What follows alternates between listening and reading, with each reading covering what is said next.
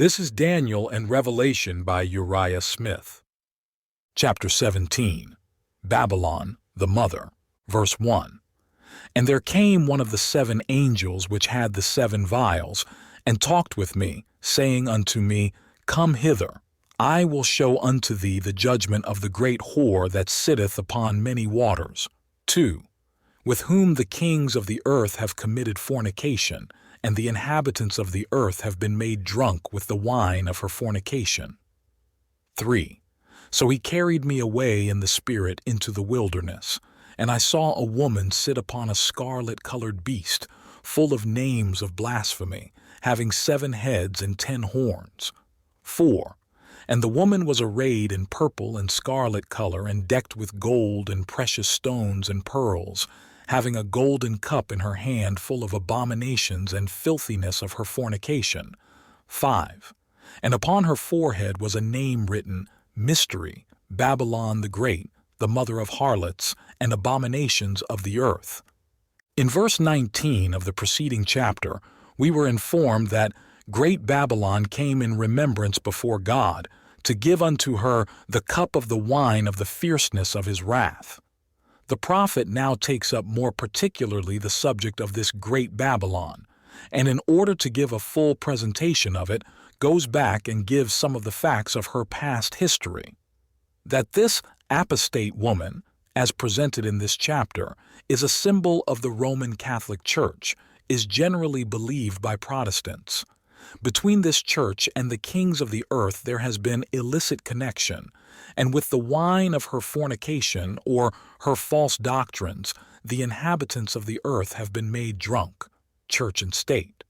This prophecy is more definite than others applicable to the Roman power, in that it distinguishes between church and state. We here have the woman, the church, seated upon a scarlet-colored beast, the civil power, by which she is upheld and which she controls and guides to her own ends, as a rider controls the animal upon which he is seated.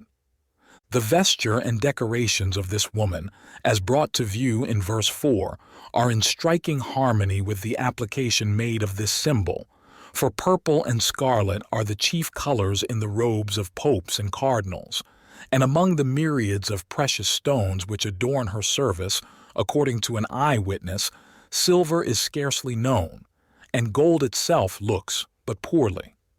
And from the golden cup in her hand, symbol of purity of doctrine and profession, which should have contained only that which is unadulterated and pure, or explaining the figure only that which is in full accordance with truth, there came forth only abominations, and wine of her fornication, fit symbol of her abominable doctrines, and still more abominable practices. This woman is explicitly called Babylon. Is Rome then Babylon, to the exclusion of all other religious bodies? No, from the fact that she is called the mother of harlots, as already noticed, which shows that there are other independent religious organizations that constitute the apostate daughters and belong to the same great family. Verse 6. And I saw the woman drunken with the blood of the saints, and with the blood of the martyrs of Jesus. And when I saw her, I wondered with great admiration. 7. And the angel said unto me, Wherefore didst thou marvel? I will tell thee the mystery of the woman and of the beast that carrieth her, which hath the 7 heads and 10 horns. A cause of wonder. Why should John wonder with great astonishment when he saw the woman drunken with the blood of saints? Was persecution of the people of God any strange thing in his day? Had he not seen Rome launch its most fiery anathemas against the church, being himself in banishment under its cruel power at the time he wrote? Why then should he be astonished, as he looked forward and saw Rome still persecuting the saints? The secret of his wonder was just this. All the persecution he had witnessed had been from pagan Rome, the open enemy of Christ. It was not strange that pagans should persecute Christ's followers, but when he looked forward and saw a church professedly Christian persecuting the followers of the Lamb and drunken with their blood, he could but wonder with great amazement. Verse 8. The beast that thou sawest was and is not, and shall ascend out of the bottomless pit and go into perdition.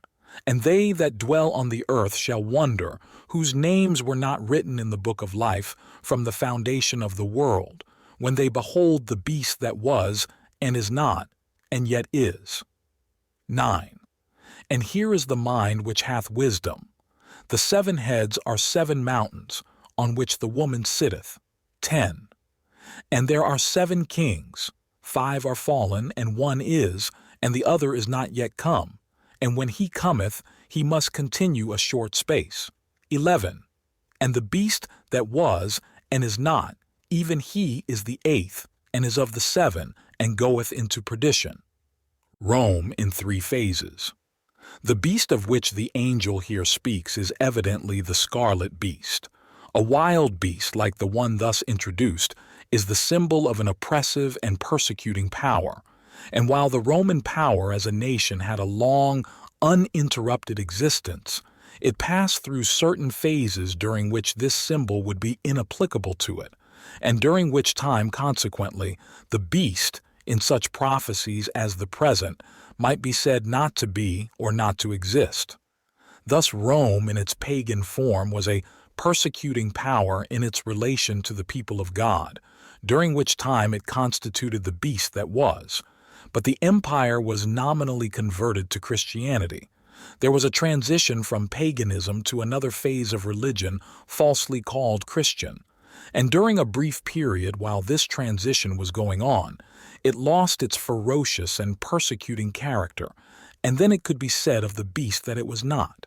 Time passed on, and it degenerated into popery, and again assumed its bloodthirsty and oppressive character, and then it constituted the beast that yet is, or in John's day was to be.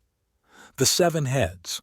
The 7 heads are explained to be, first, 7 mountains, and then 7 kings, or forms of government. For the expression in verse 10, and there are 7 kings, should read, and these are 7 kings.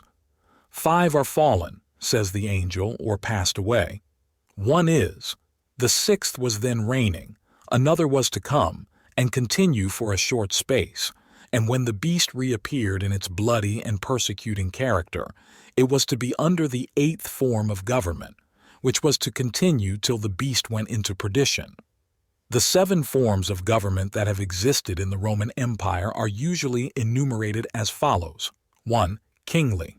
2. Consular. 3. Decemvirate. 4. Dictatorial. 5. Triumvirate. 6. Imperial. And 7. Papal. Kings, consuls, decemvirs, dictators, and triumvirs had passed away in John's day. He was living under the imperial form. 2 more were to arise after his time. 1 was only to continue a short space, and hence is not usually reckoned among the heads, while the last, which is usually denominated the 7th, is in reality the 8th. The head which was to succeed the imperial and continue a short space could not be the papal, for that has continued longer than all the rest put together. We understand, therefore, that the papal head is the 8th, and that a head of short continuance intervened between the imperial and papal. In fulfillment of this, we read that after the imperial form had been abolished, there was a ruler who, for about the space of 60 years, governed Rome under the title of the Exarch of Ravenna. Thus, we have the connecting link between the imperial and papal heads. The 3rd phase of the beast that was, and is not, and yet is the Roman power under the rule of the papacy. And in this form it ascends out of the bottomless pit, or bases its power on pretensions which have no foundation but a mixture of Christian errors and pagan superstitions. Verse 12. And the 10 horns which thou sawest are 10 kings, which have received no kingdom as yet, but receive power as kings 1 hour with the beast. 13. These have one mind and shall give their power and strength unto the beast. 14. These shall make war with the Lamb, and the Lamb shall overcome them. For he is Lord of lords and King of kings, and they that are with him are called, and chosen and faithful. The 10 horns. On this subject, see remarks on Daniel 7:8, where they are shown to represent the 10 kingdoms that arose out of the Roman Empire. They receive power 1 hour, hora, an indefinite space of time, with the beast. That is, they reign a length of time contemporaneously with the beast, during which time they give to it their power and strength. Crowley, in his work on the Apocalypse, offers this comment on verse 12. The prediction defines the epoch of the papacy by the formation of the 10 kingdoms of the Western Empire. They shall receive power 1 hour with the beast. The translation should be, in the same era. The 10 kingdoms shall be contemporaneous, in contradistinction to the 7 heads, which were successive. This language must refer to the past, when the kingdoms of Europe were unanimous in giving their support to the papacy and upholding it in all its pretensions. It cannot apply to the future, for after the commencement of the time of the end, they were to take away its dominion to consume and to destroy it unto the end, Daniel 7:26, and the treatment which these kingdoms are finally to bestow upon the papacy is expressed in verse 16, where it is said that they shall hate the harlot, make her desolate and naked, eat her flesh, and burn her with fire. A part of this work the nations of Europe have been doing for years. The completion of it, burning her with fire, will be accomplished when Revelation 18:8 is fulfilled. These make war with the Lamb. Verse 14. Here we are carried into the future, to the time of the great and final battle, for at this time the Lamb has assumed the title of King of Kings and Lord of Lords, a title which he does not assume till his second coming. Chapter 19:11 through 16, verse 15. And he saith unto me, The waters which thou sawest, where the whore sitteth, are peoples and multitudes and nations and tongues. 16. And the 10 horns which thou sawest upon the beast, these shall hate the whore, and shall make her desolate and naked, and shall eat her flesh, and burn her with fire. 17. For God hath put in their hearts to fulfill his will, and to agree, and give their kingdom unto the beast, until the words of God shall be fulfilled. 18. And the woman which thou sawest is that great city, which reigneth over the kings of the earth. An important symbol defined. In verse 15 we have a plain definition of the scripture symbol of waters. They denote peoples, multitudes, nations, and tongues. The angel told John while calling his attention to this subject that he would show him the judgment of this great harlot. In verse 16 that judgment is specified. This chapter has, naturally, more especial reference to the Old Mother, or Catholic Babylon. The next chapter, if we mistake not, deals with the character and destiny of another great branch of Babylon, the harlot daughters. Thanks for watching.